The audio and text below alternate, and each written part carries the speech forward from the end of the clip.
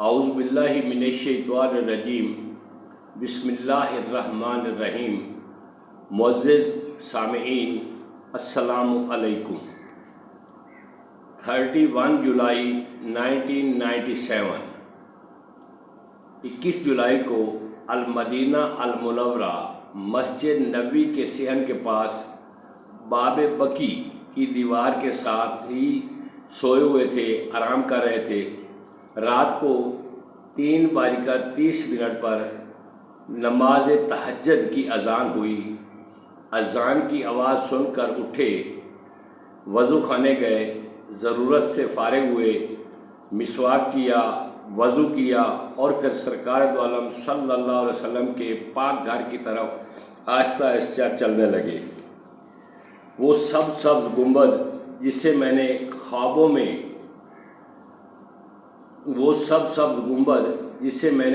میں دیکھا تھا، خیالوں میں توما تھا، آج سچ مچ میری نگاہوں کے سامنے ہے۔ یہ وہی سبز گنبد ہے جس کو دیکھنے کے لیے عشاق کے دل ہمیشہ بے قرار رہتے ہیں۔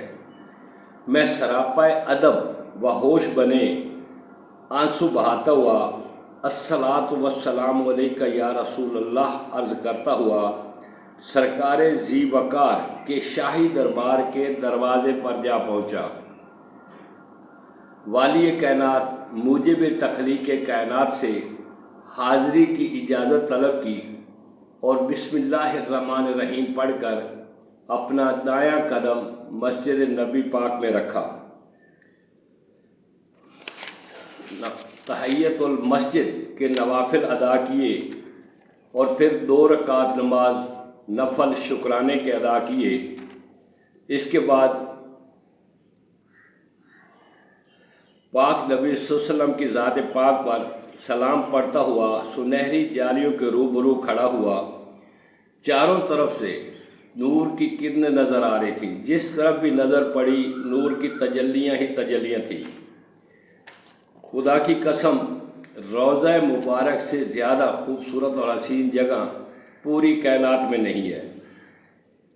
فردوس کی بلندیوں بھی چھو سکے نہ اس کو، فردوس کی بلندیاں بھی چھو سکے نہ اس کو، خلد بری سے اونچا میرے میٹھے نبی کا روضہ۔ جیسے ہی سامنے سنہری جالیوں کے روبرو حاضر ہوا تو میرے سامنے حضرت سیدنا فاروق اعظم رضی اللہ تعالی عنہ جلوہ افروز تھے۔ السلام علیکہ یا امیر المومنین، السلام علیکہ یا امیر المومنین، السلام علیکہ یا عز الاسلام والمسلمین ورحمۃ اللہ وبرکاتہ۔ جناب فاروق اعظم رضی اللہ تعالی عنہ کی ذات پاک پر سلام عرض کیا اور پھر اجازت طلب کر کے آگے کی طرف بڑھا۔ 2 ہی قدم آگے چلا تھا تو میرے سامنے ایک اور عظیم ہستی جناب سیدنا صدیق اکبر رضی اللہ تعالی عنہ کے چہرہ انور کے سامنے دست بستہ کھڑے ہو کر سلام عرض کیا۔ جناب سیدنا صدیق اکبر رضی اللہ تعالی عنہ کے چہرہ مبارک کے سامنے دست بستہ کھڑے ہو کر سلام عرض کیا۔ السلام علیکہ یا خلیفۃ رسول اللہ، السلام علیکہ یا صاحبہ رسول اللہ فی الغار ورحمۃ اللہ وبرکاتہ۔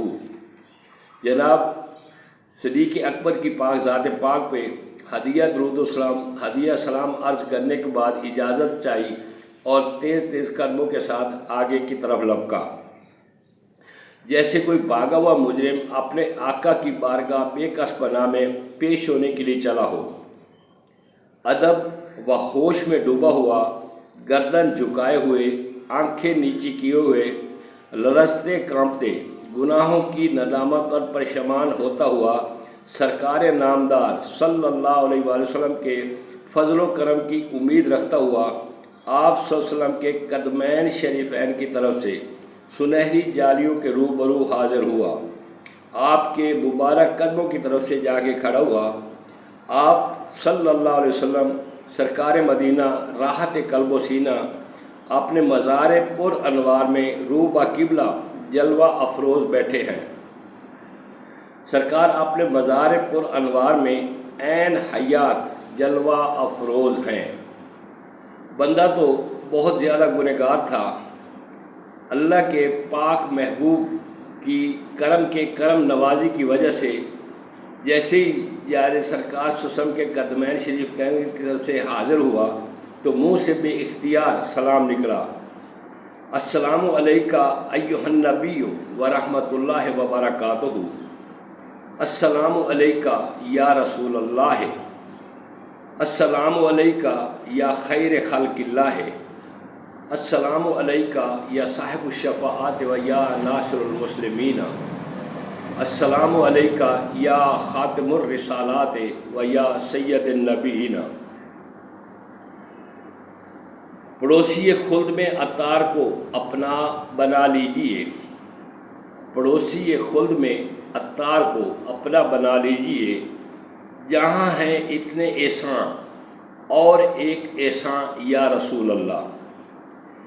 میرے سامنے کعبے کا کعبہ ہے، سبز گنبد ہے، حجرہ پاک ہے، گنبد خضرا ہے، مدنی محبوب کا گھر مبارک ہے۔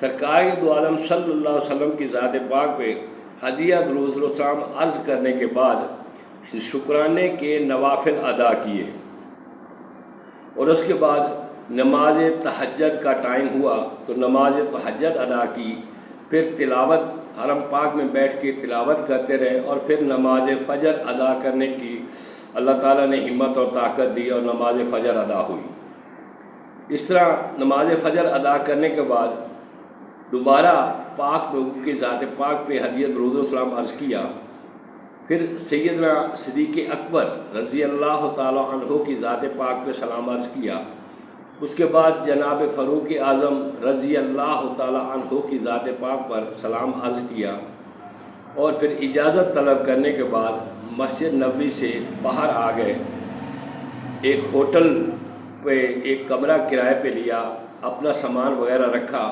اور آرام کرنے کے لیے سو گئے۔ انشاءاللہ نیکسٹ انفارمیشن اگلے ولاگ میں۔ السلام علیکم۔